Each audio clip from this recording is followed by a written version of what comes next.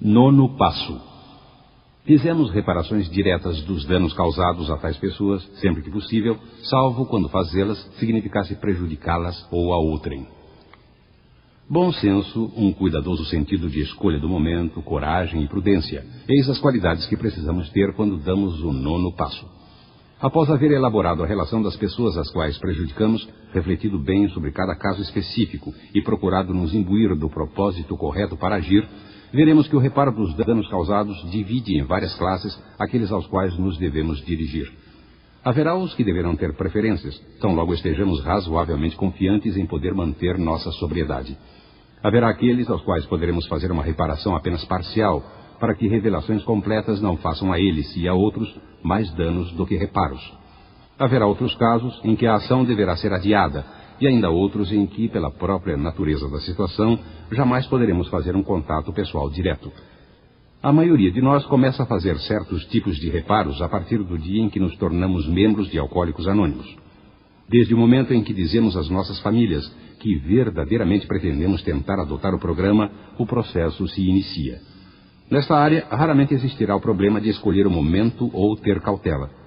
Queremos entrar pela porta gritando as boas novas.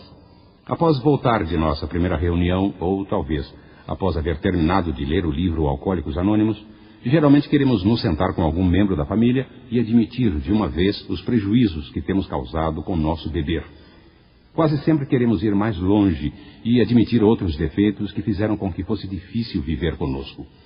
Esse será um momento bem diferente e em grande contraste com aquelas manhãs de ressaca em que oscilamos entre insultar a nós mesmos e culpar a família e todos os outros pelos nossos infortúnios. Nesta primeira sessão, basta fazer uma admissão geral de nossos defeitos.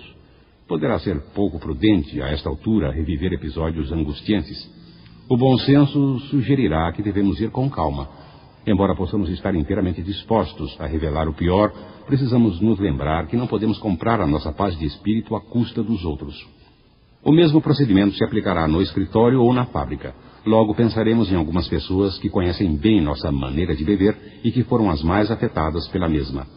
Porém, mesmo nestes casos, precisaremos usar de um pouco mais de discrição do que com nossa família. Talvez nada queiramos dizer por algumas semanas ou até mais. Primeiro, desejaremos estar razoavelmente seguros de que estamos firmes no programa de AA. Então estaremos prontos para procurar estas pessoas, dizer-lhes o que é AA e o que estamos tentando fazer.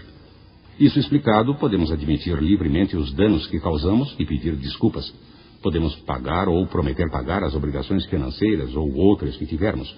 A recepção generosa da maioria das pessoas perante tal sinceridade frequentemente nos assombrará. Até nossos mais severos e justificados críticos, com frequência, nos acolherão bem na primeira tentativa.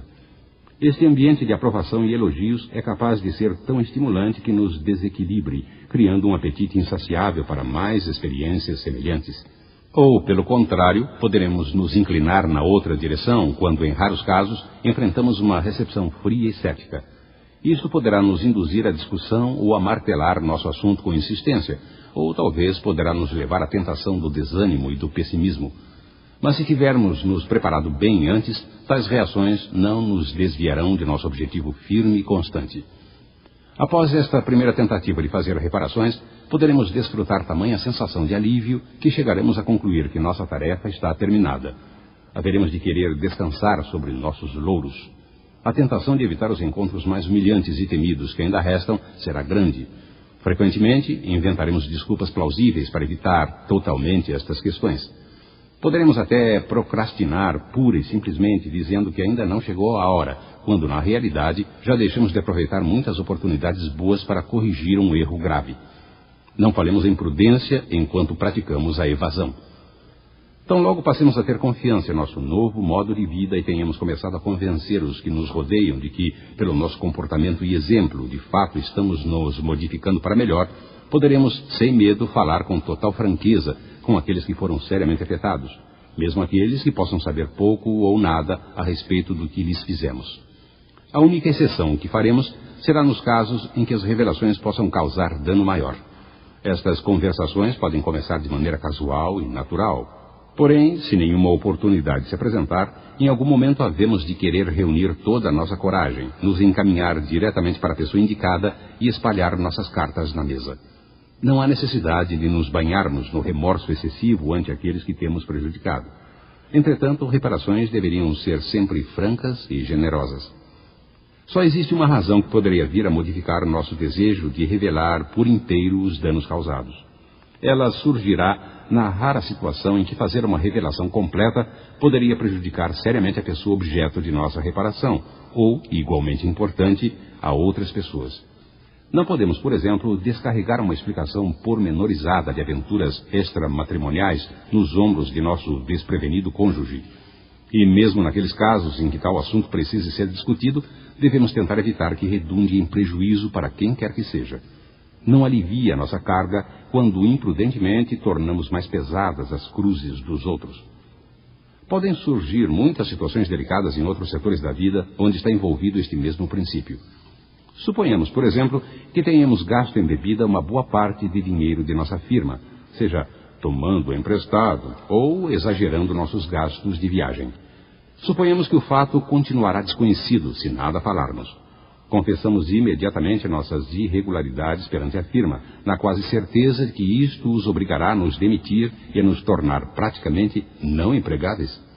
Seremos tão rigidamente corretos ao fazer nossos reparos que não nos importam as consequências para nossa família e nosso lar? Ou antes consultaremos aqueles que serão gravemente afetados?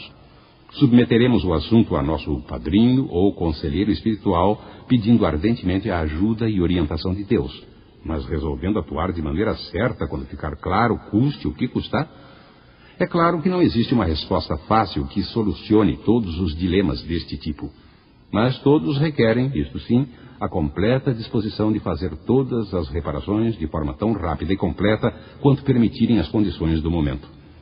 Acima de tudo, deveríamos tentar estar absolutamente seguros de que não estamos demorando por causa do medo, pois a disposição de aceitar todas as consequências de nossos atos passados e ao mesmo tempo de assumir a responsabilidade pelo bem-estar de outros, constitui o próprio espírito do 9º passo.